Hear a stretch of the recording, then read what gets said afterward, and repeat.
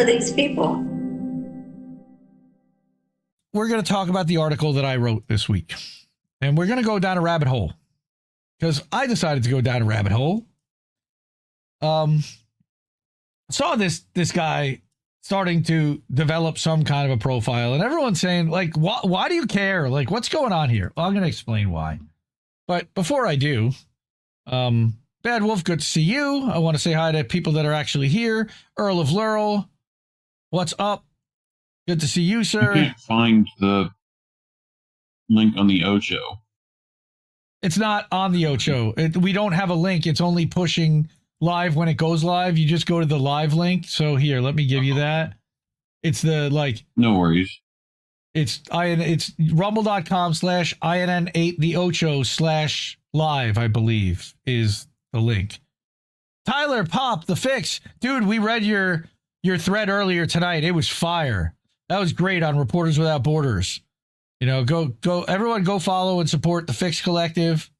All right. Emotional Learning, Dr. Donnie, good to see you, sir. Yep. No sympathy for IDF assholes. That's right. I don't. All right. People hurt is outrage. Part of an op. Agreed. All right. It gives people reason to rage. All right. There are, I don't know why I don't have any more chats than that here. Yes, Anna, such bullshit. Our medical system is fucked. All right, she's over on Rumble. Ghost Star, Hamaste over on Rumble. Hamsters, that was really funny that his spell check automatically fixed that. Oaktown Girl, Wesley Donison, dude, this is great. I love seeing everybody here.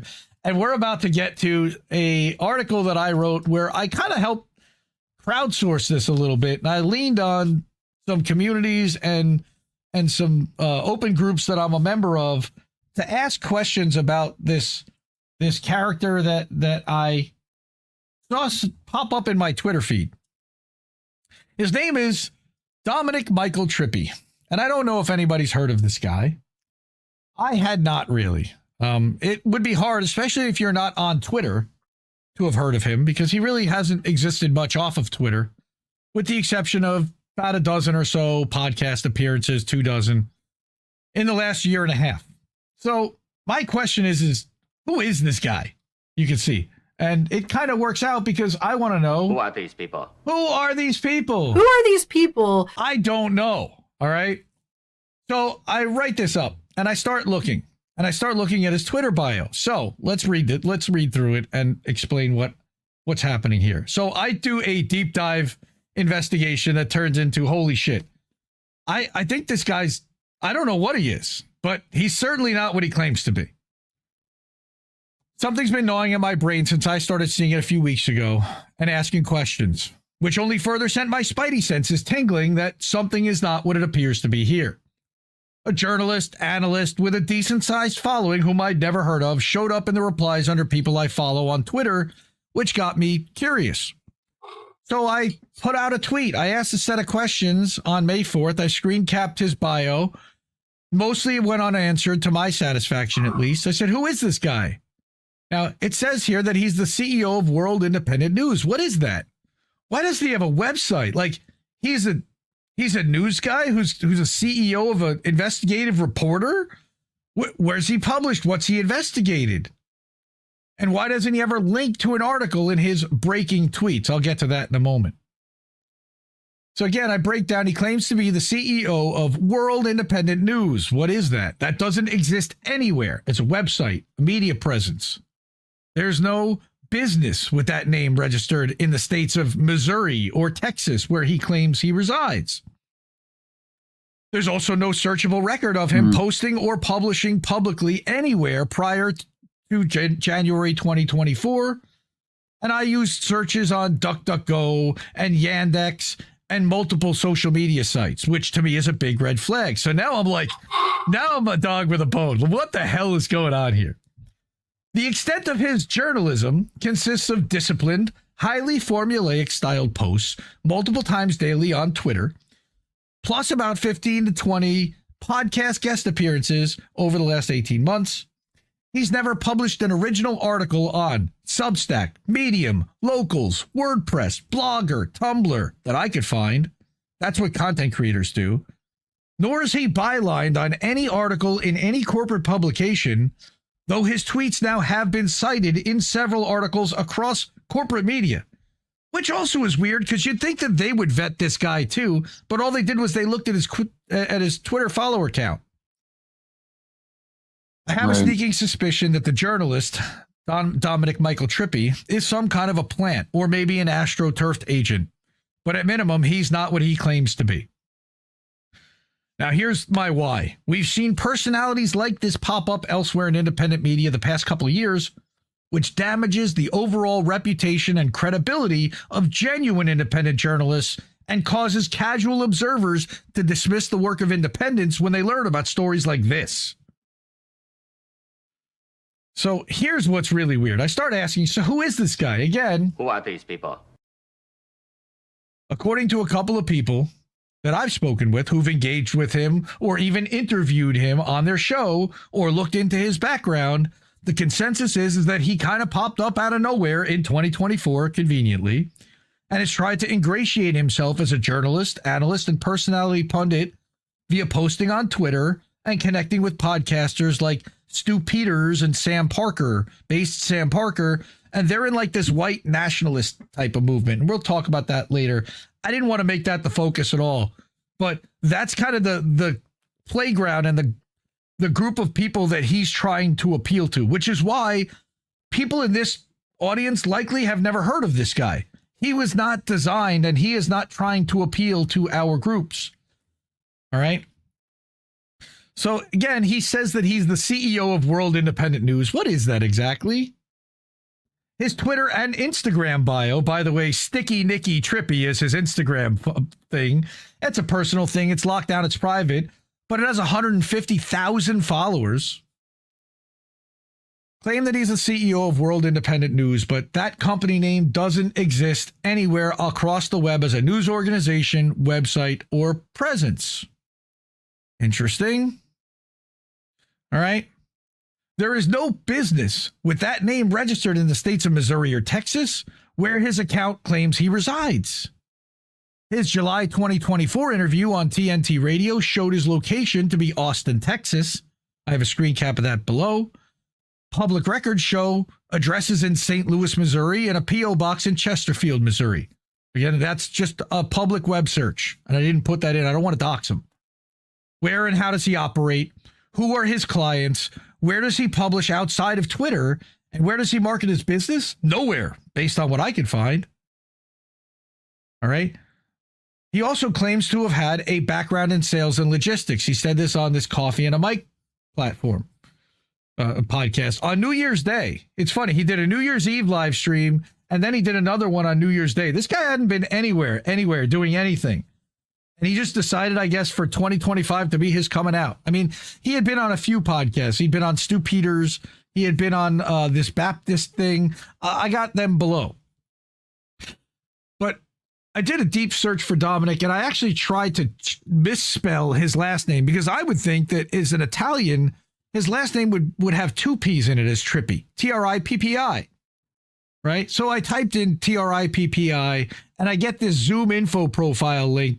Oh, that's interesting. Now, on Coffee and a Mic, he said that he had worked for a Fortune 500 company for 12 years in logistics, all right? And he was a top salesperson. Okay, well, according to this, he works for a company called Emerge, but he only started working there in 2020. That's 5 years. That's not 12 years. All right, but Emerge, again, is a medium-sized company with 250 employees and 52 million in revenue, not Fortune 500, and he hasn't been there 12 years.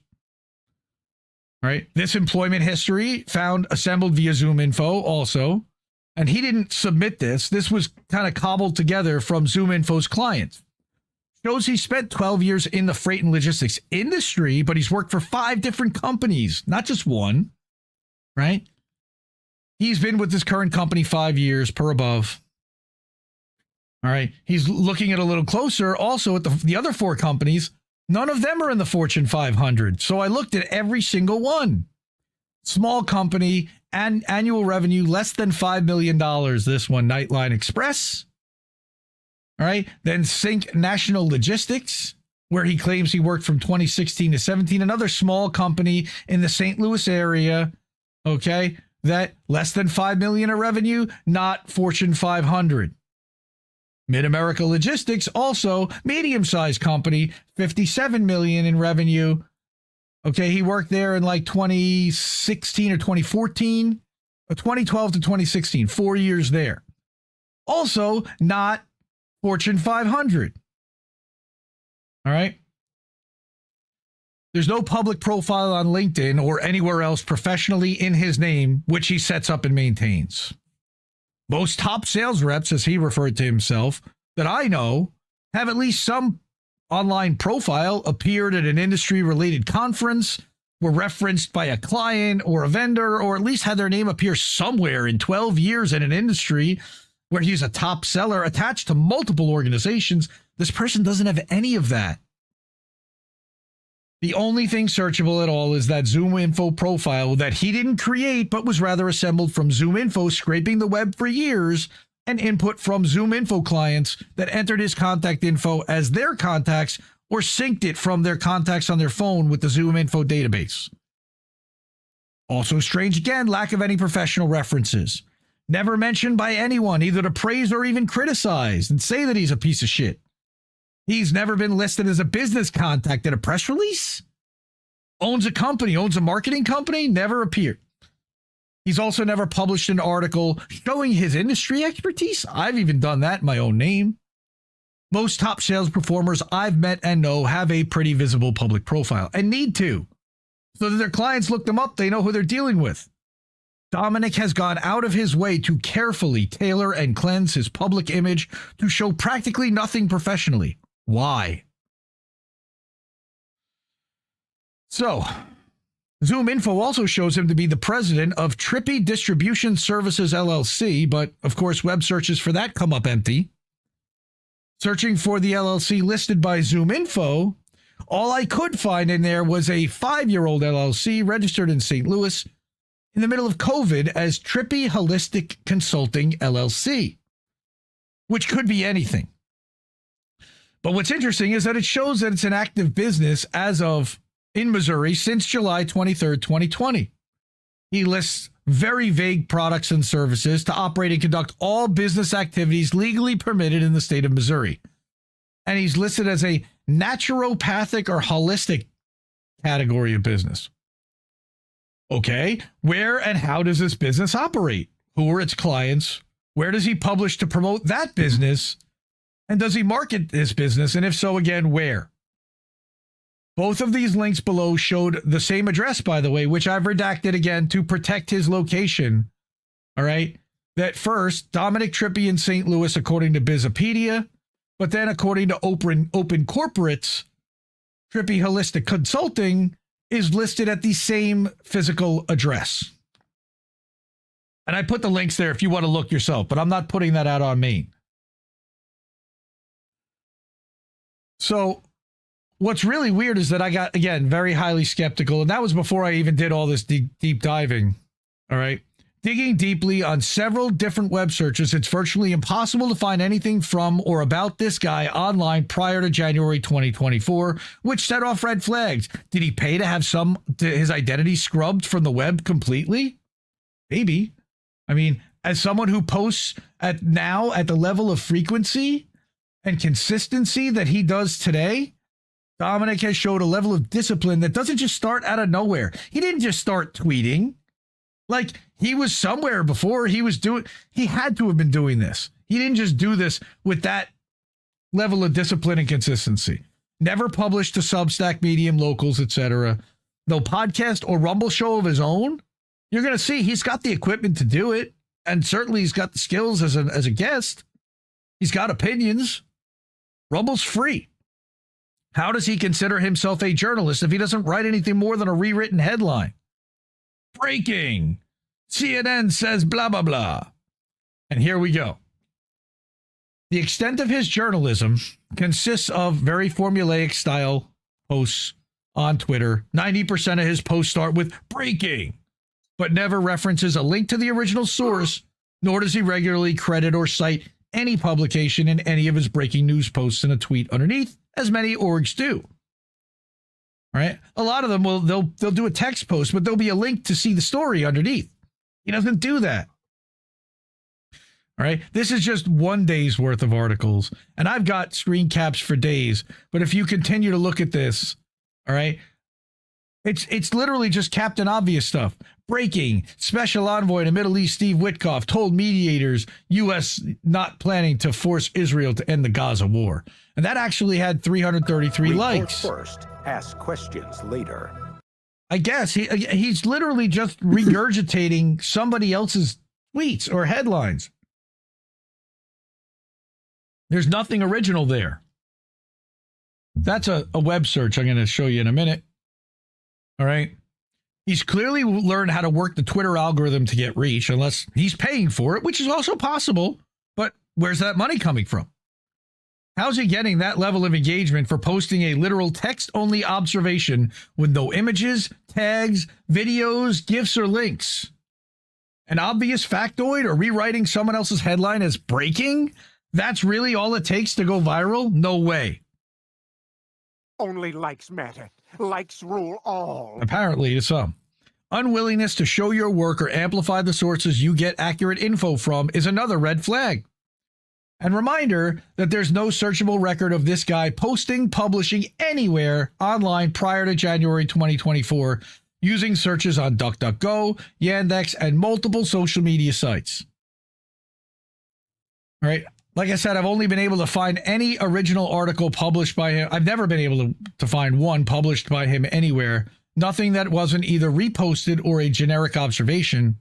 No website, no references to his organization, World Independent News, beyond page 1 on DuckDuckGo, when searched for with quotes for the exact match with the publication name and his last name added in too. Not exact match. So tell me things that had, quote, World Independent News, and if it had Tripi, great.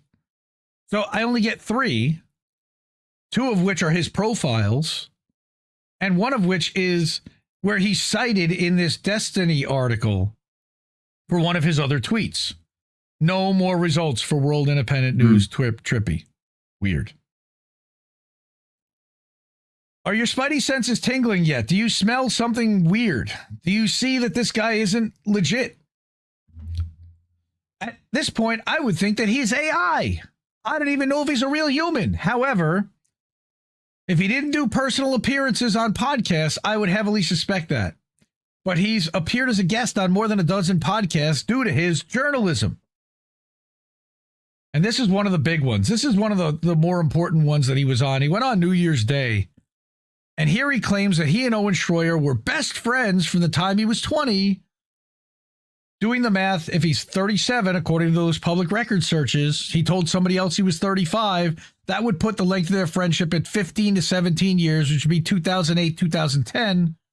But then later on, he tells Adam Green they met in 2014 or 15. So let's hear what he has to say. And so for people that don't know you, first of all, I appreciate you doing this because we just connected a few days ago. And so he doesn't know him. And they just connected a few days ago. He's bringing him on his podcast. Hasn't vetted this guy. Doesn't know who he is. And especially this is New Year's Day, and you're taking time out of it to talk to me. This is the host. Thank you for that. If you don't mind getting into your background, and then we'll lead up to what happened to you over the last couple of days. Sure. So Dominic Michael Tripi, I am actually done various different things throughout my professional life, but what I was most known for was I worked for a Fortune 500 freight and logistics company for about 12 years, starting and apparently won the Stanley Cup 2010. And so eventually what happened is I had lots of success. I worked with businesses like Five Guys Burgers and Fries, Hardee's, Wendy's, Panera Bread, was one of the top salesmen at this logistics company. And this whole COVID thing happened, and everyone was basically forced to get the vaccine. I still refused to work, or I still refused to do so, but because I was the top salesman, I convinced them to let me work from my house, and ended up having all these problems. I left the industry, And when I was in college, I met a guy by the name of Owen Schroyer, who many know as a broadcaster, journalist that works under Alex Jones at InfoWars. And he's been my best friend since we were like 20 years old. We always used to just exchange political ideas. You know, we'd visit every year, you know, best of friends. And eventually, once this COVID stuff happened, I started to increasingly get into politics. I'd always been very politically involved, but about as much as you could be without someone that's doing it full time. And, you know, me and Owen developed a close relationship. I started writing some content for him, started, you know, doing some scripts and doing some other works behind the scenes for Owen and for InfoWars. And then that eventually led to Owen got his Twitter account suspended for COVID in April of 2021. And then, if people know, he went to prison last year in October of 2023, still had no Twitter account. So I took it upon myself to go ahead and restart a Twitter account for him while he was in jail.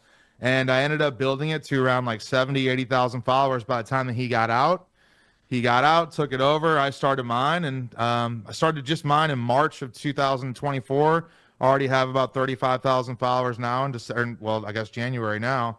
So we're just doing the Twitter thing, man. We're Wait a minute. you know, going to start a show, doing a lot of political commentary. I work with, do some producing and some video editing and some different script writing for a couple pretty big podcasters around, like Savannah Hernandez, do some work with Elijah Schaefer, a couple other people. So we're just getting in the game, man. There's so many fake people in this industry, Michael. I'm sure you know that. And it's like, there's really, there's space for someone to come in there and actually really tell some truth, where they prioritize telling the truth instead of making money. Because you can tell, even just with this recent immigration thing, so many people disagree. They don't want more people coming in the country, regardless of whatever their documentation says, but they won't say it because it goes against, you know, their pay. Okay. So he dropped a lot of information in that 3 minutes and 17 seconds. And we're going to fact check that against his own words on future podcasts now, which is hilarious that he can't even keep his story straight. But yes, there is so much fake in independent. I couldn't believe it, but he's literally just giving the game away. And again, where is it that I've seen that every accusation is a confession? Keep that in mind, folks. A couple of places, I'm sure. Mike Farry, a coffee and a mic, also likely didn't vet Dominic or investigate his background, admitting they had just connected a couple days prior to New Year's, inviting him on the podcast because Dominic gained public notoriety for opposing Trump and Musk on the H-1B visa issue. Dominic temporarily had his verified blue check mark taken away, along with Laura Loomer and others, allegedly for their criticism of Musk and the H-1B visa controversy. Tripi advocated for immigration control, citing that London was once 97.7% white people, but was now down to 36% white people. And that's a problem, altering the country and the culture to a point that he doesn't want to see happen here. I want my kids to grow up in the same country I grew up in, is what he says. And again, I had more I could have put in there. The first 15 minutes of that is just, you know, cringe. Now, this is where I get into what the JQ movement is, which is this Jewish question thing. This is where we go from anti-Zionism into anti-Semitism, and like the real, not anti-Semitism, but anti-Judaism and anti-Jew. And even if they're anti-Zionist. And that's the whole point, is that these people don't see anti-Zionists as allies. They parrot Hitler type of language and talk about the Jewish question, meaning what do you do with the Jews? And they don't have good answers. They don't have answers that are anything great, of course. Yeah, it's really, you know, it's the reverse of Zionism in a way. All right. They don't seem to view Hitler as any more evil than, right? We could outlaw religion and we could get rid of it in a couple generations. But they question a lot of the narratives of Holocaust, about the Holocaust, the original one spread by Zionists, from the 6 million number right up to the point of outright denial. These are not people that want all religions to live side by side in peace. They are Christian white nationalists. They are modern day cluckers in some ways in suits. Richard Spencer movement type of people. Dominic has been involved in spaces. Jesus is the bread. spaces, interviews, and engaged on Twitter with several well-known larger personalities within that JQ movement, including Stu Peters and bass Sam Parker, who I mentioned above. But here's another one who's appeared on JQ Radio several times. Her name is Lily Gaddis. She has a show on Rumble called The Lily Pad. On The Lily Pad, this is really interesting, Dominic gets accused, and he gets a little uncomfortable because he's reading chat, and he sees them say that this guy is a secret crypto Jew. And he gets very upset because he says, they say, is he wearing a yarmulke? What's going on there? All right.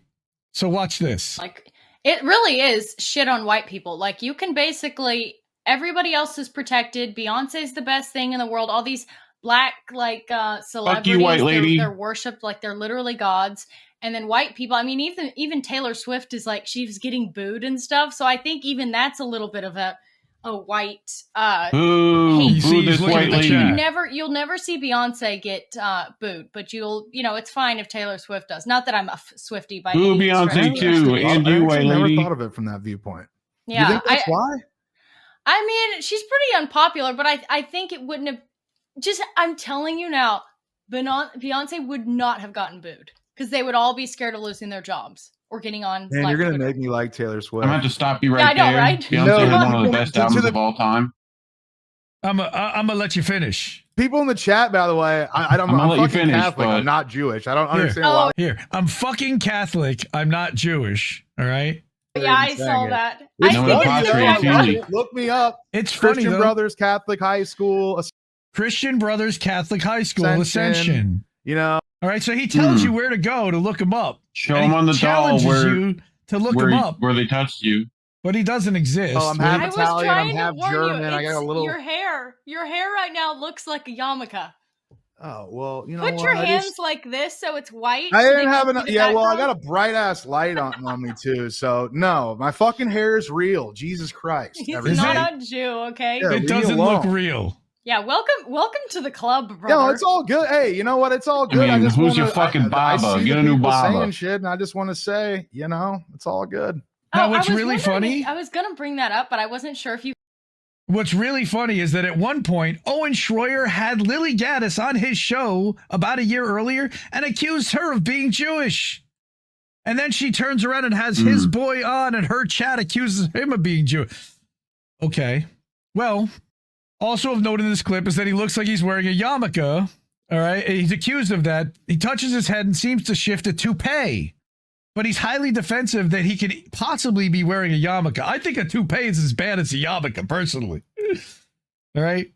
This appears to be a group that views all Jews, not just the Zionist ones, as a problem that needs to be addressed, aka exiled or worse, hence the term JQ. The question being, how do we deal with them? All right. That's a screen cap, I believe. This is a link to the whole interview. Now, notice I kind of with his YouTube play button. I zeroed in on that. So here's the thing. What YouTube channel does Dominic Tripi own? Pretty much pay for if you want one. I guess, but what does he own? There's Russian links. That achieved 100,000 followers, which would warrant the silver YouTube play button. Actually, he tells Adam Green about it. We're going to see that in a second. Why would there be no record of the channel existing anywhere, even his announcing that any channel he operates reached 100K, or if it got banned and censored, that it got censored? Wouldn't he still have a podcast of his own somewhere as someone who built a successful channel? So March 4th, now you're talking 60 days basically after his Coffee and a Mic appearance on New Year's Day. He was also on a New Year's Eve live stream. He goes on No More News with Adam Green, which is a pretty big platform for him. And Adam actually asks him about the play button. Now, he was invited on to break down Trump's first address to Congress. All right.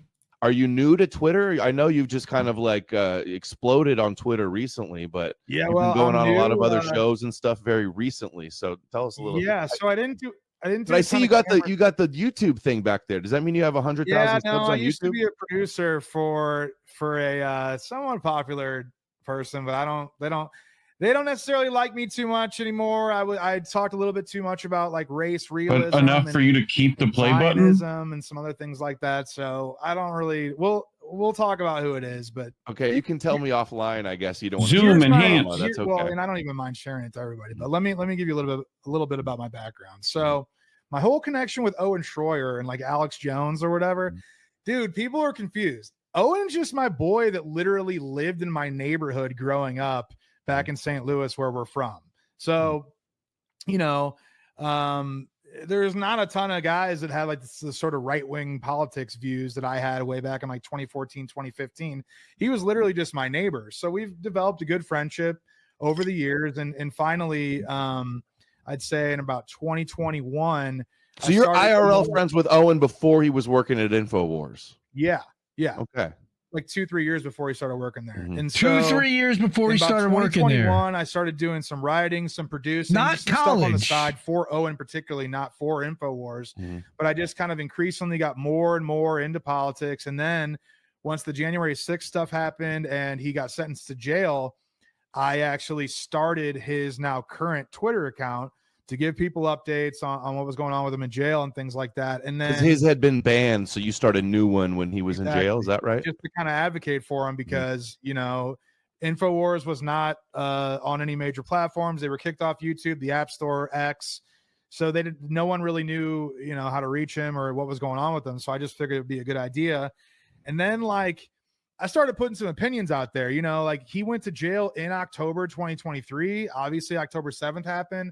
I put a few statements out there like the United States government is owned and controlled by Israel. I put some other, you know, some just opinionated things out there, things that I thought he'd be cool with, but people kind of knew it wasn't him.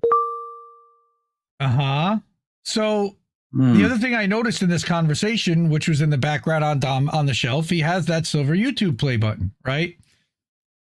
And he said that the people weren't happy with race realism and on Zionism. Now, what he told Coffee and a Mic was that the people that he had worked with were Savannah Hernandez and Elijah Schaefer. I'm guessing it was Elijah Schaefer that didn't like his views on Zionism. I could be wrong. But why show the play button prominently at all then on every appearance? Only for one reason: to lead people to believe you built a successful YouTube channel and earned it. But I also noticed, by the way, and someone else pointed out to me looking at this, he's now wearing a baseball hat because he realized that the tube looks goofy.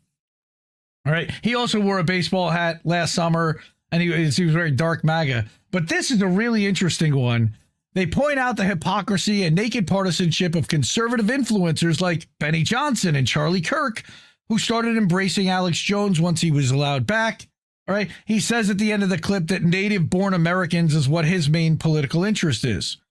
But it's the third one that I find most interesting, and I was able to caption this one, all right, which was that he advocates for something called business suit white nationalism. So let's listen to what he has to say about business suit white nationalism. That's white supremacy with some extra steps, but So I just want to get your opinion on this. What do I did know? you think about RFK going from pushing a vaccine that's been banned in Japan since 1993 yesterday? Oh, you went straight to it. To that tweet right there, basically saying that anti-Semitism is a public health issue. I mean, dude, like if you want to talk, that's one of the biggest stretches I've seen in a long, long time. We should have saw it coming. Mental health. What all these mentally ill anti-Semites that hate Jews for no reason. Some of us did see it coming. Spiritual and moral. Yes, he did. What is that? Malady? Tongue in cheek. I've never heard of that term. Moral malady? Malady. I know I'm not the only one. That look. sickens societies and kills people with lethalities. That's another weird word.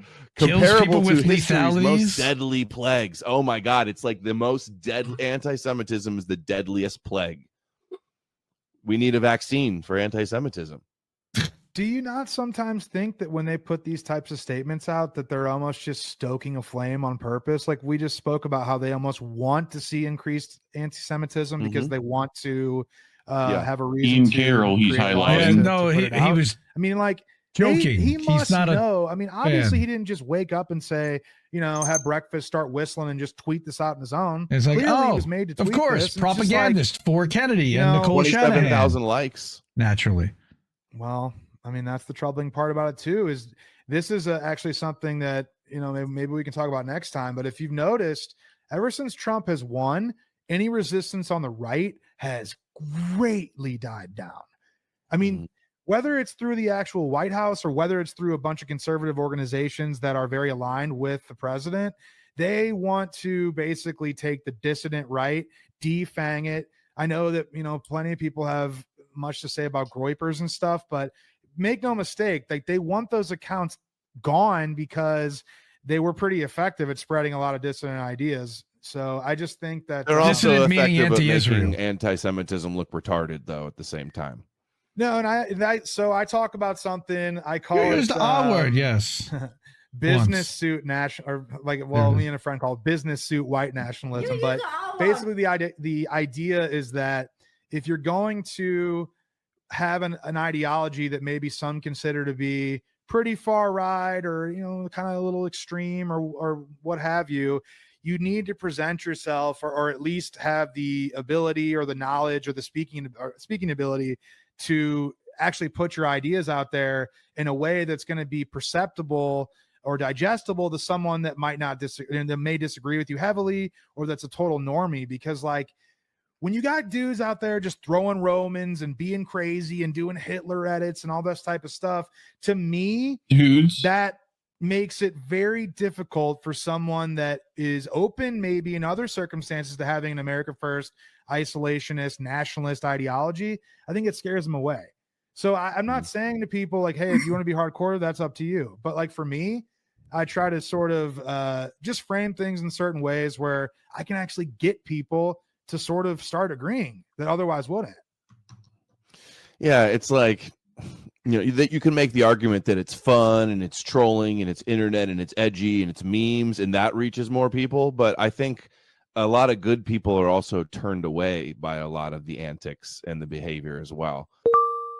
Yeah, they are, for sure. But Mhm. I don't think, but he's also trying to kind of slide under people's radar and, again, business suit white nationalism, kind of cloak it in, oh, I'm respectable and serious and conservative and Christian. I'm fucking Catholic, like he insisted on. So he also was on Johnny Vedmore again in this one. Oh, I thought I had the screen cap. I have another screen cap where it does say he's in Austin, Texas. When they go zoom in on him, and there's a link. By the way, this link's to watch it on Odysee. I believe it's been wiped off of just about everywhere else. Here's his appearance on Stu Peters. He wrote an article, or he was cited in an article that talked about Stu Peters. Then he did this New Year's Eve live stream where that was just, I guess, having some fun. That's Leonardo Joni. She was actually at Third Eye Carnival. Sam Parker was on this hour, and it was like this long marathon Zoom call that people dialed into throughout New Year's Eve. How did he get an invite to that? I don't know. Also a guest on this Baptist Bias show a couple times, once pre-election and once again in January after the H-1B thing. All right. He wears a dark MAGA hat here, which is weird. And somebody talked to me about dark MAGA and how it's really connected to Peter Thiel. So is he being funded by a Thiel or a Foster Colson or one wellness company or one of those? Maybe in full, but he doesn't have a YouTube channel. He doesn't have a Rumble channel. He doesn't have a Ko-fi. He doesn't have a way to be supported unless they stroke his LLC a check. Searching Rumble for his name, 22 items come up, the oldest one being in July of 2024. Again, nothing prior to January of 24. Then I'll skip through a little bit because I know we got to get to boats. Super Bowl halftime show controversy. So he dropped a dog whistle tweet about ridding ourselves of DEI. Right. And then he got mad at the halftime show, which is literally a tribute to Black History Month, saying, I guess they didn't have any room for any white performers. So as it turns out, this article was written by an Ad Age executive, which I just found somewhat interesting. On the heels of that, this guy does a thing saying, oh, he's AI. Don't even let him get into your mind space. He's not AI. We know he's not AI. But this was another weird thing that popped up, which is the wildfires. So in the wildfires, he had these crazy videos that went viral and got picked up in corporate media, like this one. The Jewish space lasers. All right. 45 seconds picked up in Mediaite. And because of it, he had 387,000 views on that tweet, which means he's getting paid because he's got the blue check and he's monetized. All right. So that's one place. And he gets cited here. Not that all blue checks are monetized. But no, sure. We're not. Posted with Dominic Michael Tripi and has been widely shared since. It shows scenes straight out of a dystopian sci-fi. He didn't get this footage. He lives in St. Louis or Austin. He was in Malibu months earlier, but he wasn't there. So where'd this footage come from and why didn't he credit anyone? He does the same later that day with drone footage. And that also ends up cited in different places and gets him another 70,000 views and a couple of hundred likes and retweets. His initials are DMT. And if you look up DMT, DMT is a hallucinogenic. Is he an illusion? All right. The last name Tripi. Is that also symbolic? People in the Intel community say that they like to play games like that. I don't know. His Twitter account gains about 1,000 followers a week at this point and is continuing to grow. By the end of this year, my guess is that he'll be close to, if not at, 100,000 followers. And then he starts to really grow. It almost reminds me in a way of Ian Carroll. I'm not going to equate that, but it kind of feels in a way like this is how they're slowly trying to build this guy, and then all of a sudden he'll be everywhere. So I want to nip this in the bud before he gets everywhere. This showed that he had gained 2,000 followers since May 4th on May 18th. 2 weeks, 2,000 followers. And he's gained a couple of hundred since then, too. So, what does this all mean? I don't know what the hell to think, but I do know for sure I don't trust this guy or his reporting. My speculation is that someone, and I don't know who, is pushing this guy and amplifying his content and reach on Twitter, which then goes viral and gets picked up elsewhere, including corporate media. Again, to summarize, no links to his original work, articles, podcasts, or videos. No organization named World Independent News, which he lists on his bios, that exists in the state of Missouri or Texas. He's a fake CEO. No sourcing on anything nearly that he shared. And then I noticed the other day he started to drop a couple links underneath. Somebody must have tipped him off. I was looking at this. No digital presence whatsoever prior to January of 2024. The timeline on when he claims to know and meet and hang out and be boys with Owen Schroyer is weird and questionable. His tweets have been amplified by major corporate publications, and we know that if you get amplified by corporate media, it's because you follow and suit a narrative. But my question is, how does he continue to routinely be cited as a credible journalist in corporate publications?